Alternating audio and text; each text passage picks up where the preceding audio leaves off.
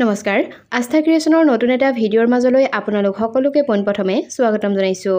মৃত্যু এক অপৰিৱৰ্তিত সত্য, যিটো সমগ্ৰ বিশ্ব ব্ৰহ্মাণ্ডৰ কোনো শক্তিয়ে ৰোধ কৰিব নোৱাৰে। এই চূড়ান্ত সত্যক পৃথিৱীৰ কোনো ব্যক্তিয়ে অস্বীকাৰো কৰিব নোৱাৰে। কিন্তু হয়, মৃত্যুৱে অহাৰ আগতে নিশ্চয় কিছুমান সংকেত দি যায়।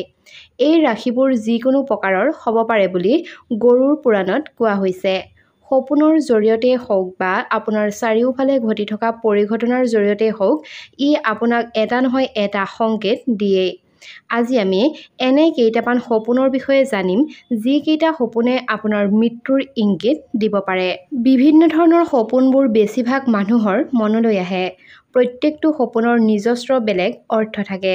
প্ৰত্যেকটো সপোনৰ অৰ্থ স্বপ্ন শাস্ত্ৰ নামৰ গ্ৰন্থখনত ব্যাখ্যাও কৰা হৈছে। আপোনালোকৰ বহুতেই নিশ্চয় সাপৰ লগত জড়িত সপোন দেখা পায়। বহু সময়ত সাপটোৱে আপোনাৰ পিছে পিছে দৌৰি থকা দেখিব আৰু কেতিয়াবা এনেকুৱাও হয় যে সাপটোৱে আপোনাক কামোৰ মাৰিছে। জ্যোতিষৰ মতে, যদিহে নিজৰ ৰাশিফলৰ কাল সৰ্পদোষ থাকে আৰু ৰাহু কেতুৰ দশা চলি থাকে, তেনেহ'লে এনে সময়ত সাপৰ সপোন অধিক মনলৈ আহে। এনে সপোন বিজ্ঞানৰ মতে সাপৰ লগত জড়িত বহু সপোনে শুভ আৰু কিছুমান অশুভ লক্ষণো দিয়ে। গতিকে সপোনত বিভিন্ন ৰূপৰ সাপ দেখাৰ অৰ্থনো কি, আজিৰ এই ভিডিঅ'টিৰ জৰিয়তে আপোনালোকৰ লগত আলোচনা কৰিম। আশা কৰিছোঁ আজিৰ এই ভিডিঅ'টিৰ জৰিয়তে আপোনাৰ যথেষ্টখিনি উপকাৰ হ'ব। তেনেহ'লে অকণমান সময় পলম নকৰি ব'লক আজিৰ ভিডিঅ'টিৰ মাজলৈ আগবাঢ়ো। ভিডিঅ'টিৰ আৰম্ভণিতে কৈ দিওঁ, নিতৌ এনেধৰণৰ নতুন নতুন আপডেটসমূহ সকলোতকৈ আগত পাই থাকিবৰ কাৰণে আমাৰ চেনেলটি ছাবস্ক্ৰাইব কৰি কাষত থকা বেল আইকনটো প্ৰেছ কৰি ল'ব। বন্ধু-বান্ধৱীসকল, যদিহে আপুনি সপোনত উলংগ হৈ ঢোল বজোৱা দেখা পাইছে, তেনেহ'লে এই সপোনক অত্যন্ত শুভ বুলি গণ্য কৰা হয়। এনে সপোন দেখা ব্যক্তি বা তেওঁৰ ঘনিষ্ঠ লোকে মানসিক চাপৰ পৰা খুব সোনকালেই মুক্তি পায়। একে সময়তে সপোনত কাৰোবাক আপুনি টৰ্চাৰ কৰা, অৰ্থাৎ কাৰোবাক আপুনি শাস্তি দিয়া দেখা যদি পায়, তেনেহ'লে ইয়াক অত্যন্ত বেয়া বুলি গণ্য কৰা হয়। যদিহে এনেকুৱা হয়, তেনেহ'লে পৰিয়ালত কাৰোবাৰ মৃত্যুৰ খবৰো শুনিব পাৰে। বহু লোকে ৰাতি সপোনত বস্ত্ৰবিহীন নাৰীকো দেখা পায়।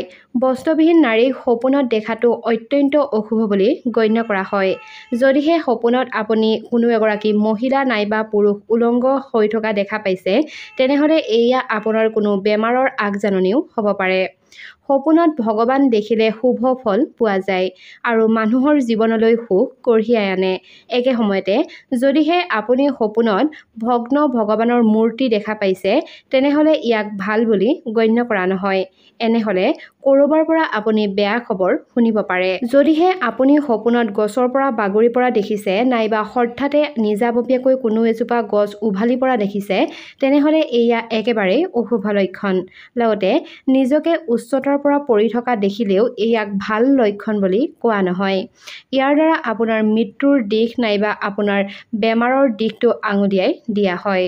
সপোনত কাৰোবাৰ মৃত্যু হোৱা দেখা নাইবা শ্মশানলৈ গৈ থকা সপোন দেখাটো মৃত্যুৰ কাষ চাপি অহাৰ লক্ষণ বুলি কোৱা হয় যে যদিহে এনে সপোন আপোনাৰ মনলৈ বাৰে বাৰে আহি আছে, তেতিয়া আপুনি নিশ্চয়কৈ বুজিব লাগে যে খুব সোনকালেই আপোনাৰ পৰিয়ালত কাৰোবাৰ মৃত্যু হ'ব, নাইবা খুব সোনকালেই আপোনাৰ পৰিয়ালৰ কোনো এজন সদস্য ডাঙৰ বেমাৰত ভুগিব। বন্ধু-বান্ধৱীসকল, যদিহে আপুনি সপোনত সাপ দেখা পায় আৰু সেই সাপডালক আপুনি হত্যা কৰিছে, তেনেহ'লে সপোন বিজ্ঞানৰ মতে এই সপোনটো হৈছে এটা শুভ লক্ষণ। এনে সপোনৰ অৰ্থ হ'ল যে আপুনি অতি সোনকালেই শত্ৰুক জয় কৰিবলৈ ওলাইছে, নাইবা আপোনাৰ শত্ৰু আপোনা আপুনি ধ্বংস হৈছে। সপোনত সাপৰ জাক হয়তো আপুনিও দেখা পাইছে, নাইবা সপোনত সাপৰ জাক দেখা বুলি হয়তো আপুনিও বহু লোকে কোৱা শুনিছে। সপোনত যদিহে সাপৰ জাক দেখা যায়, তেনেহ'লে ইয়াক অশুভ লক্ষণ বুলি গণ্য কৰা হয়। সপোন বিজ্ঞানৰ মতে এনে সপোনৰ অৰ্থ হৈছে আপোনাৰ জীৱনত বহুতো সমস্যাৰ সম্ভাৱনা থকা। সপোনত যদিহে ক'লা সাপ দেখা যায়, তেনেহ'লে ইয়াক অশুভ লক্ষণ বুলি গণ্য কৰা হয়। সপোনত কলা সাপ দেখাৰ অৰ্থ হৈছে যে আপুনি কিবা ৰোগত আক্ৰান্ত হ'ব পাৰে। ইয়াৰ উপৰিও এনে সপোনটোৱে আপোনাৰ সন্মান কমি যোৱা তথা ধন সম্পত্তিৰ ক্ষতিৰ ইংগিতো বহন কৰিব পাৰে।